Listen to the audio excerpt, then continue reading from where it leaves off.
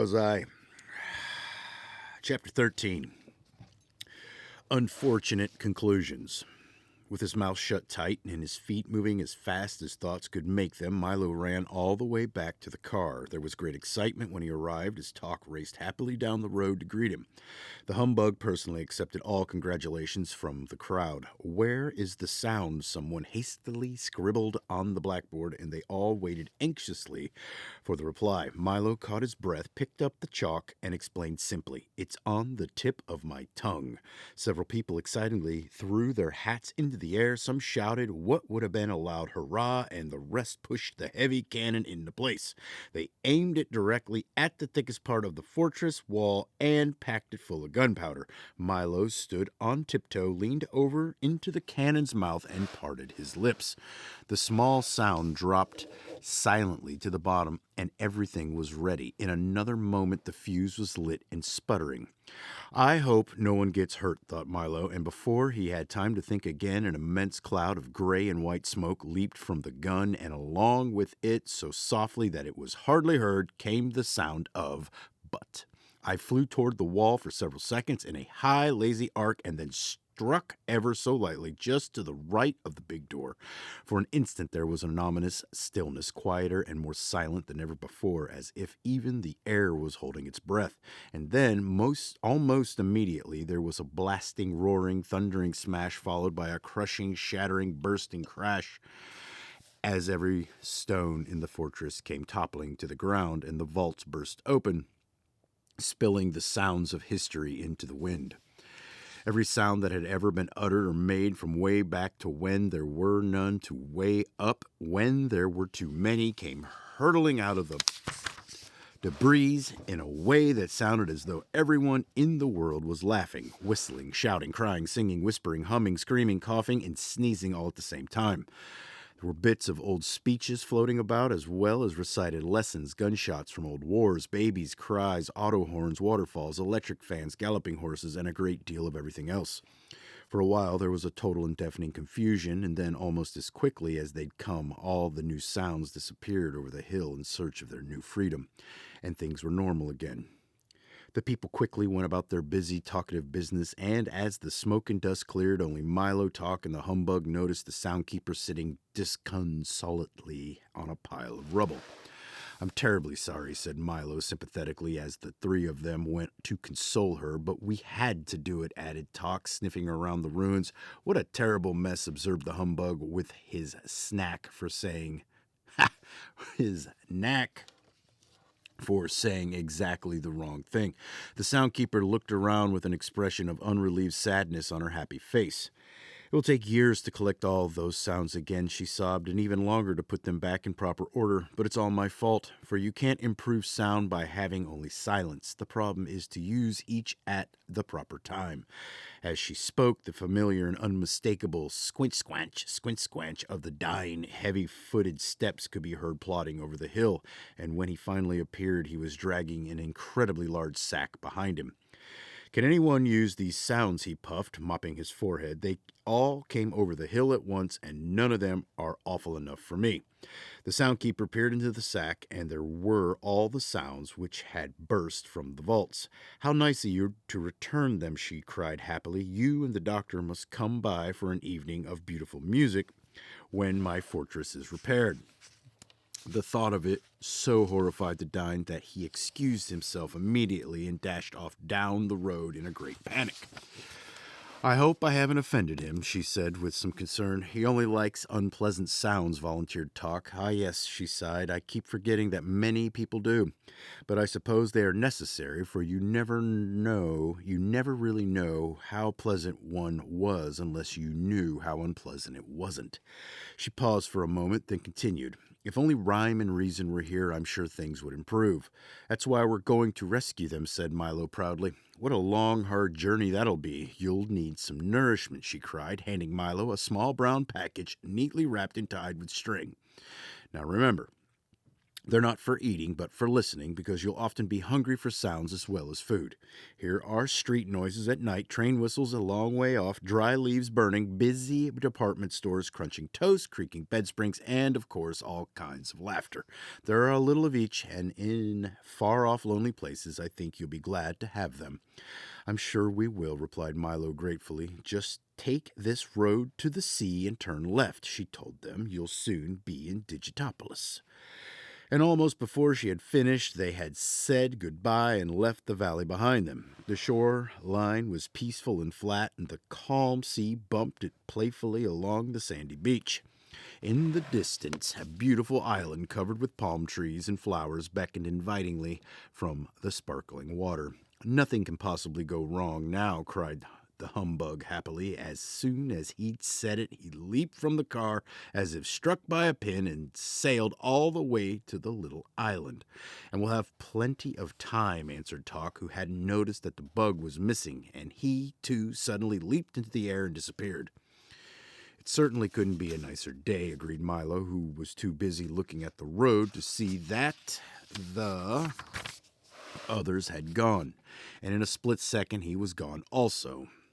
He landed next to Talk and the terrified humbug on the tiny island, which now looked completely different. Instead of palms and flowers, there were only rocks and the twisted stumps of long-dead trees. It certainly didn't seem like the same place that they had seen from the road. Pardon me, said Milo to the first man who happened by. Can you tell me where I am? Pardon me, replied the man. Can you tell me who I am? The man, who was dressed in a shaggy tweed jacket and knickers with long woodland stockings and a cap that had peak both front and back, and he seemed as confused as he could be. You must know who you are, said Milo impatiently. You must know where you are, he replied with equal annoyance. Oh dear, this is going to be difficult, Milo whispered to Talk. I wonder if we can help him. They conferred for a few minutes, and finally the bug looked up and said, Can you describe yourself?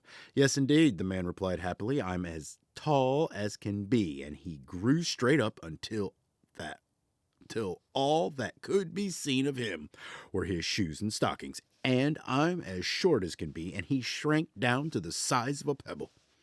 I'm as generous as can be, he said, handing each of them a large red apple, and I'm as selfish as can be, he snarled, grabbing them back again.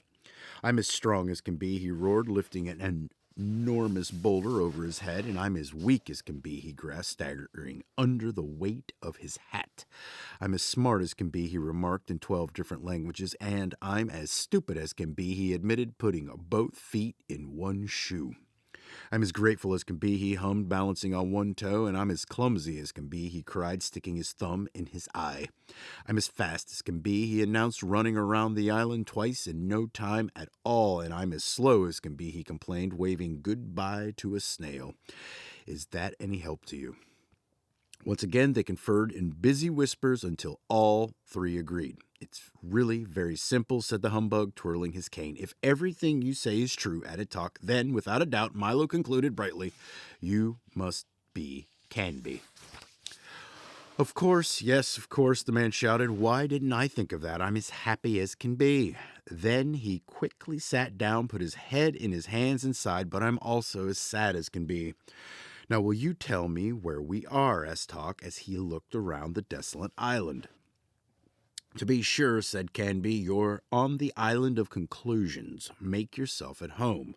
You're apt to be here for some time, but how did we get here? Asked Milo, who was still a bit puzzled by being there at all. You jumped, of course, explained Canby. That's the way most everyone gets here. It's really quite simple. Every time you decide something without having a good reason, you jump to conclusions whether you like it or not. It's such an easy trip to make that I've been here hundreds of times. But this is such an unpleasant-looking place, Milo remarked. Yes, that's true, admitted Canby. It does look much better from a distance. As he spoke, at least 8 or 9 people sailed onto the island from every direction possible. Well, I'm going to jump right back, announced the humbug, who took 2 or 3 practice bends, leaped as far as he could, and had landed in a leap 2 feet away. That won't do at all, scolded Canby, helping him to his feet. You can never jump away from conclusions. Getting back is not so easy. That's why we're so terribly crowded here. That was certainly the truth, for all along the black shore and clustered on the rocks for as far as anyone could see were enormous crowds of people, all sadly looking out to sea. "Isn't there even a boat?" asked Milo, anxious to get on with his trip. "Oh, no," replied Canby, shaking his head. "The only way back is to swim, and that's a very long and a very hard way." "I don't like to get wet," moaned the unhappy bug, and he shuddered at the thought. "Neither do they," said Canby sadly. "That's what keeps them here, but I wouldn't worry too much about it, for you can swim all day in the sea of knowledge and still come out completely dry.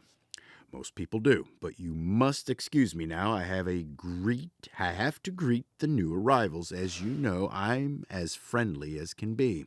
Over the humbug's strenuous objections, Milo and Talk decided to swim, and protesting loudly, the bug was dragged along with them towards the sea.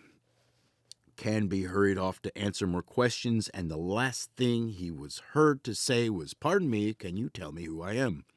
They swam and swam and swam for what seemed like hours, and only Talk's firm encouragement kept Milo struggling through the icy water. At last they reached the shore, thoroughly exhausted, except for the bug, completely soaked. "That wasn't bad at all," the humbug said, straightening his tie and brushing himself off. "I must visit there again." "I'm sure you will," gasped Milo, "but from now on I'm going to have a very good reason before I make up my mind about anything. You can lose too much time jumping to conclusions." The car was just where they left it, and in a moment they were on their way again as the road turned away from the sea and began its long climb into the mountains. The warm sun and billowy breezes dried them as they went. I hope we reach Digitopolis soon," said Milo, thinking of the breakfast they hadn't eaten. "I wonder how far it is." 14. The dodecahedron leads the way. Up ahead, the road divided into three, and as if in reply to Milo's question, an enormous road sign pointing in all three directions stated clearly, "Digitopolis, 5 miles, 1,600 rods, 8,800 yards, 26,400 feet, 316,800 inches, 633,600 half inches, and then some. Let's travel by miles," advised the humbug. "It's shorter." "Let's travel by half inches," suggested Milo. "It's quicker." "But which road should we take?" asked Talk. "It must make a difference." As they argued, a most peculiar little figure stepped nimbly from behind the sign and approached them, talking all the while. "Yes, indeed it does, certainly. Yes, it does make a difference, undoubtedly." He was constructed, for that's really the only way to describe him, of a large assortment of lines and angles connected together into one solid, many-sided shape, somewhat like a cube that's had all its corners cut off and then had all its corners cut off again. Each of the edges was neatly labeled with a smaller letter, and each of the angles with a large one. He wore a handsome beret on top, and peering intently from one of his several surfaces was a very serious face. Perhaps if you look at the picture, you'll know what I mean. When he reached the car, the figure doffed his cap and recited in a loud, clear voice, "My angles are many, my sides are not few. I'm the dodecahedron. Who are you?" "What's a dodecahedron?" inquired Milo, who was barely able to pronounce the strange word. "See for yourself," he said, turning around slowly. "A dodecahedron is a mathematical shape with 12 faces." Just as he said it, 11 other faces appeared, one on each surface, and each one wore a different expression. "I usually use one at a time," he confided, as all but the smiling one disappeared again. "It saves wear and tear." "What are you called, Milo?" said Milo. That is an odd name, he said, changing his smiling face for a frowning one, and you only have one face. Is that bad? Asked Milo, making sure it was still there. You'll soon wear it out using it for everything, replied the dodecahedron. Now I have one for smiling, one for laughing, one for crying, one for frowning, one for thinking, one for pouting, and 6 more besides. Is everyone with one face called Milo? Oh no, Milo replied. Some are called Henry or George or Robert or John or lots of other things. How terribly confusing, he cried. Everything here is called exactly what it is. The triangles are called triangles, the circles are called circles, and even the same numbers have the same name. Why, can you imagine what would happen if we named all the twos Henry or George or Robert or John or lots of other things? You'd have to say Robert plus John equals 4, and if the 4's name were Albert, things would be hopeless. I never thought of it that way, Milo admitted. Then I suggest you begin at once admonishing the dodecahedron from his admonishing face, for here in Digitopolis, everything is quite precise. Perhaps you can help us decide which road to take, said Milo. By all means, he replied happily. There's nothing to it. If a small car carrying 3 people at 30 miles an hour for 10 minutes along a road 5 miles long at 11:35 in the morning starts at the same time as 3 people who have been traveling in a little automobile at 20 miles an hour for 15 minutes on another road exactly twice as long as 1/2 the distance of the other, while a dog, a bug, and a boy travel in an equal distance in the same time or the same distance and an equal time along a third road in mid-October, then which one arrives first? Which is the best way to go? 17, shouted the humbug, scribbling ferociously on a piece of paper. Well, I'm not sure, but Milo stammered after several minutes of frantic figuring. You'll have to do better than that, scolded the dodecahedron, or you'll never know how far you've gone or whether or not you've ever gotten there. I'm not very good at problems, admitted Milo. What a shame, sighed the dodecahedron. They're so very useful. Why did you know that if a beaver 2 feet long with a tail 1.5 foot long can build a dam 12 feet high and 6 feet wide in 2 days, all you would need to build Boulder Dam is a beaver 68 feet long with a 51-foot tail? Where would you find a beaver that big? Grumbled the humbug as his pencil point snapped. I'm sure I don't know, he replied, but if you did, you'd certainly know what to do with him. That's absurd, objected Milo, whose head was spinning from all the numbers and questions. That may be true, he acknowledged, but it's completely accurate, and as long as the answer is right, who cares if the question is wrong? If you want sense, you'll have to make it yourself. All 3 roads arrive at the same place at the same time, interrupted Talk, who had patiently been doing the first problem. Correct, shouted the dodecahedron, and I'll take you there myself. Now, you can see how important problems are. If you hadn't done this one properly, you might have gone the wrong way. I can't see where I made my mistake, said the humbug, frantically rechecking his figures. But if all the roads arrive at the same place at the same time, then aren't they all the right way? Asked Milo. Certainly not, he shouted, glaring from his most upset face. They're all the wrong way. Just because you have a choice, it doesn't mean that any of them has to be right. He walked to the sign and quickly spun it around 3 times. As he did, the 3 roads vanished and a new one suddenly appeared, heading in the direction that the sign now pointed. Is every road 5 miles from Digitopolis? Asked Milo. I'm afraid it has to be, the dodecahedron replied, leaping onto the back of the car. It's the only sign we've got. The new road was quite bumpy and full of stones, and each time they hit one, the dodecahedron bounced into the air and landed on one of his faces with a sulk or a smile or a laugh or a frown, depending upon which one it was. Well, we'll soon be there, he announced happily after one of his short flights. Welcome to the land of numbers. It doesn't look very inviting, the bug remarked, for as they climbed higher and higher, not a tree or a blade of grass could be seen anywhere. Only the rocks remained. Is this the place where numbers are made? Asked Milo as the car lurched again, and this time the dodecahedron sailed off down the mountainside. head over heels and grunt over grimace until he landed sad side up at what looked like the entrance to a cave. "They're not made," he replied, as if nothing had happened. "You have to dig for them. Don't you know anything at all about numbers?" "Well, I don't think they're very important," snapped Milo, too embarrassed to admit the truth. "Not important," roared the dodecahedron, turning red with fury. "Could you have tea for two without the two, or three blind mice without the three? Where would there be four corners of the earth if there weren't a four? And how would you sail the seven seas without a seven?" "All I meant was," began Milo, but the dodecahedron, overcome with emotion and shouting furiously, carried right on. "If you had high hopes, how would you know how high they were? And did you know that narrow escapes come in all different widths? Would you travel the whole wide world without ever knowing how wide it was? And how could you do anything at long last," he concluded, waving his arms over his head, "without knowing how long the last was? Why, numbers are the most beautiful and valuable thing in the world. Just follow me and I'll show you." He turned on his heel and stalked off into the cave.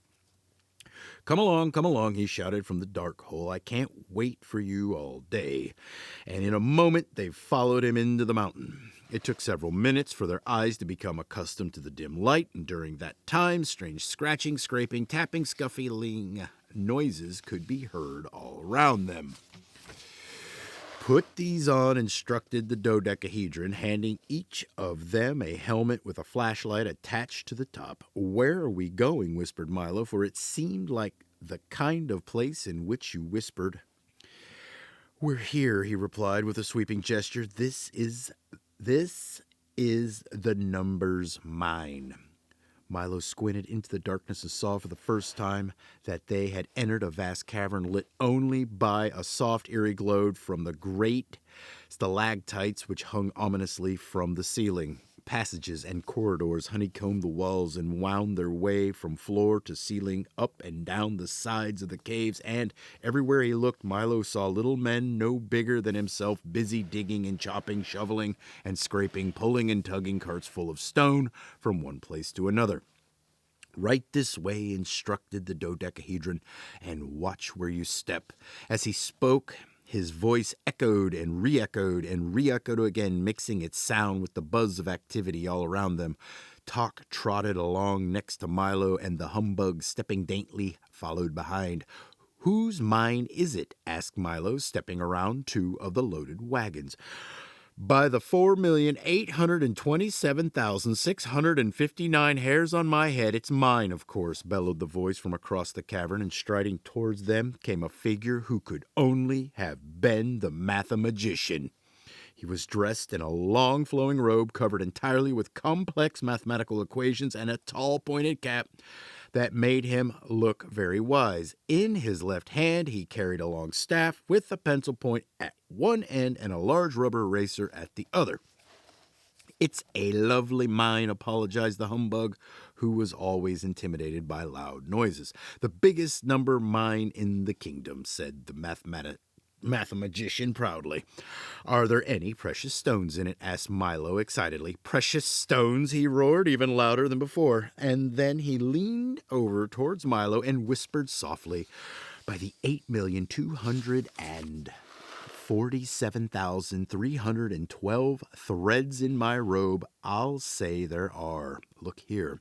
He reached into one of the carts and pulled out a small object, which he polished vigorously on his robe. When he held it up to the light, it sparkled brightly. "But that's a 5, objected Milo, for that was certainly what it was. "Exactly," agreed the mathematician. "As valuable as a jewel as you'll find anywhere. Look at some of the others." He scooped up a great handful of stones and poured them into Milo's arms. They included all the numbers from 1 to 9 and even an assortment of zeros. "We dig them and polish them right here," volunteered the dodecahedron, pointing to a group of workers busily employed at the buffing wheels, "and then we send them all over the world. Marvelous, aren't they?" "They are exceptional," said Tok, who had a special fondness for numbers. "So that's where they come from," said Milo, looking in awe at the glittering collection of numbers, he returned them to the dodecahedron as carefully as possible, but as he did, one dropped to the floor with a smash and broke in two. The humbug winced, and Milo looked terribly concerned. "Oh, don't worry about that," said the mathematician as he scooped up the pieces. "We used the broken ones for fractions. Haven't you any diamonds or emeralds or rubies?" asked the bug irritably, for he was quite disappointed in what he'd seen so far. "Yes, indeed," the mathematician replied, leading them to the rear of the cave. "Right this way." There, piled into enormous mounds that reached almost to the ceiling, were not only diamonds and emeralds and rubies, but also sapphires, amethysts, topazes, moonstones, and garnets. It was the most amazing mass of wealth that any of them had ever seen. "They're such a terrible nuisance," sighed the mathematician, "and no one can think of what to do with them, so we just keep digging them up and throwing them out. Now," he said, taking a silver whistle from his pocket and blowing it loudly, "let's have some lunch." And for the first time in his life, the astonished bug couldn't think of a thing to say.